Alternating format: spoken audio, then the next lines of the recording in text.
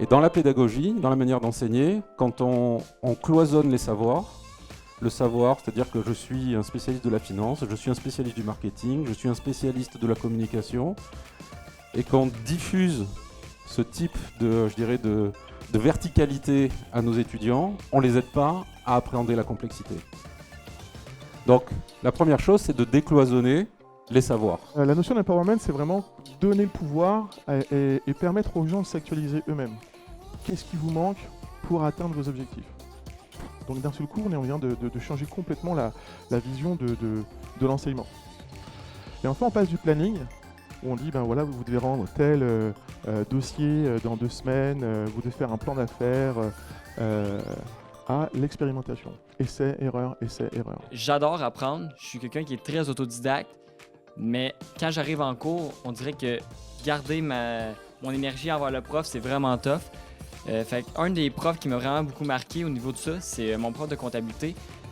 C'est un prof qui vient tout le temps te venir te chercher, il vient créer une relation avec toi. Comme tu dis, c'est important l'horizontalité, mais aussi à l'inverse, les étudiants ne devraient pas sous-estimer leurs professeurs parce que ils n'ont pas la raison absolue, c'est un fait, mais ils ont une bonne idée de ce qu'est la matière, on s'entend, vous l'enseignez. Alors, comme Kenrick dit, c'est bien de rester horizontal, mais ne pas avoir une image péjorative, soit du professeur, au fait que de ne pas essayer de le confronter pour rien. Essayer aussi les étudiants d'être à l'horizontale, comme le professeur l'est envers nous. Mais ça prend un processus, là, je sais pas dire, Marie-Pierre, tu comprends pas, c'est parce que c'est la pédagogie par le dialogue, puis moi, j'étais à l'école longtemps, puis tu vois que j'ai plus d'expérience que toi. Non. L'exemple que je donne, moi, j'ai vécu des startups, j'en ai fait 6, il y en a que j'ai perdu mes cheveux, d'autres, ça a mieux été. Quand quelqu'un me parle, j'ai tellement de référents dans ma tête de dire quoi faire. La tentative est énorme. On parlait en musique, l'étudiante ce matin, ils ont un savoir.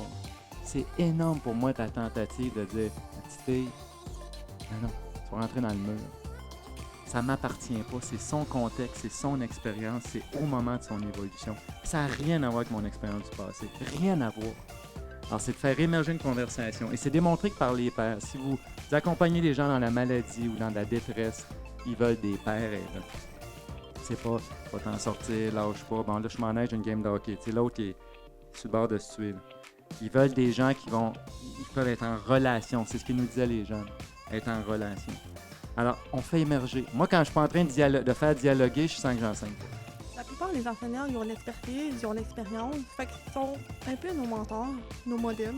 Fait que quand on parle de hiérarchie, c'est sûr qu'on se base sur ce qu'ils disent, on se base dans leur expérience pour se fier à eux, mais avant tout, créer une relation, un lien, on est rendu là en 2010. Là, on n'est plus dans le protocole que, OK, il sait tout, fait que c'est lui.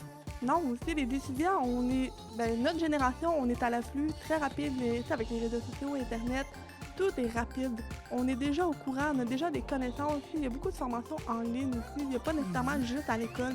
Il y a des formations à l'extérieur qui est en lien avec l'entrepreneuriat. Fait qu'on a plus de connaissances qu'en 2000, que les étudiants. Fait qu'à ce moment-là, l'hiérarchie, tu sais, pour être visuel, là, c'est comme si l'hiérarchie elle est moins haute. Oui, les enseignants ont leur expertise. Oui, ils ont une hiérarchie, eux autres sont nos modèles, nos expertises. Mais nos étudiants aussi commencent à avoir plus de connaissances. Moi, la manière qui fonctionne bien pour moi pour me motiver, qui est autant applicable en sciences qu'en musique, c'est d'avoir des objectifs concrets avec des exigences concrètes et des façons d'être capable d'arriver. Je vais vous donner l'exemple d'un concert de piano. Je sais que dans un mois, le vendredi, j'ai un concert de piano, il faut que je joue 3 pièces. 3 pièces sont déjà déterminées en avance depuis le mois de mai.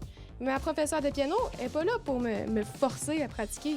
Elle est là pour me donner des idées, pour être capable de pratiquer plus efficacement, pour être capable de comprendre des fois certains trucs que j'ai pas compris. Sauf que c'est moi qu'il faut qu'il fasse le travail pour être capable d'arriver à l'objectif